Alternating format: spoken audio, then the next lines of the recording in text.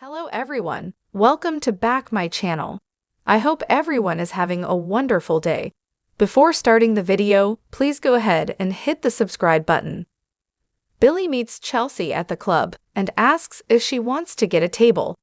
Chelsea only has a few minutes because Connor's doctor wants to do a video conference today to update them on his status. It's killing her not talking to her son, and there's so much she doesn't understand. Billy hopes the doctor sets her mind at ease. Chelsea says there's another issue. I'm not doing the call alone. Adam walks up and asks if she's ready to hear what the so-called doctors have been doing to their son. Billy reminds Adam these are respected doctors.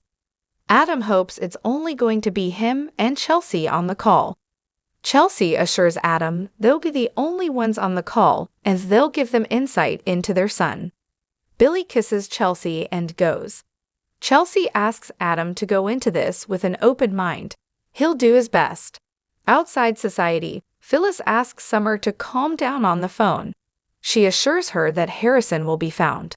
She says, "Let me come with you," and then promises, "I won't." She notices Daniel and Danny inside and asks if she's told her brother about any of this. Phyllis then promises not to tell him or do anything crazy. Inside, Danny tells Daniel there's been a change in his plans. Daniel wonders if he's canceling the tour. Danny chides that he'll be a rock star forever, but he's had to push his schedule a bit while Cricket decides if she's even going to go. Phyllis creeps up and remarks on Cricket waffling again. Daniel asks if his mother is picking up takeout. Phyllis joins them and rambles about Cricket backpedaling. It's not shocking since no one could imagine her living a life on the edge, letting it all hang out. Danny explains she's been offered an important case. Phyllis scoffs, "So, you're holding up your entire tour on her deciding whether or not she should take a case." She says she would never do the same for him, ever. Danny replies that it's not Phyllis' business, but they were leaving early to have a few days before the first concert. He's not canceling any shows by pushing the trip back. Phyllis bets an order of empanadas that the bug chooses her career over him. At Chancellor Winter's, Nate and Devin enter Lily's office, and she says she has bad news. Daniel is suing them to keep control of Princess Louisa and other games on the Omega Sphere platform. Legal says their contract is solid, but she's sure Heather will try to find a loophole. She's confident she'll lose. Nate worries about this going into the business press. Is it worth going to war with the guy? Maybe we should give Daniel what he wants. Lily argues that Omega Sphere is the reason they're so profitable right now. Why would they give him what he wants? Nate argues that Daniel created the entire division. She's already taken away his job to punish him. Isn't that enough? Lily denies she's punishing anyone. He was fired in the interests of protecting company moral. Nate urges her to take a moment to think about the spin that will be put out there. That's not who you are or what you want this company to be. Billy walks in and says this lawsuit isn't a good look, and he's been warning about this from the beginning. It makes Lily look petty and opens up the door to people questioning her leadership.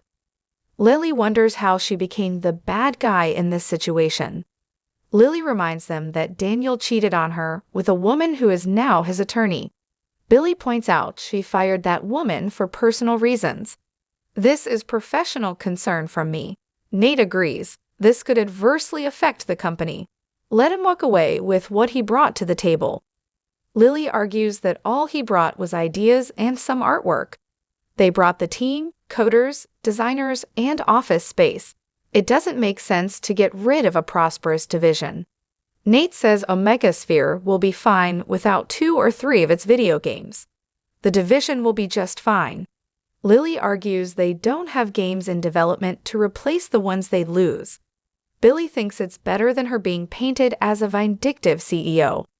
Lily asks if Devin can help her out. If they walk away from these games, they're giving up the book and movie rights. Devin agrees with her. Billy snaps, "If it wasn't me arguing that point, Devin, would you still agree with your sister?"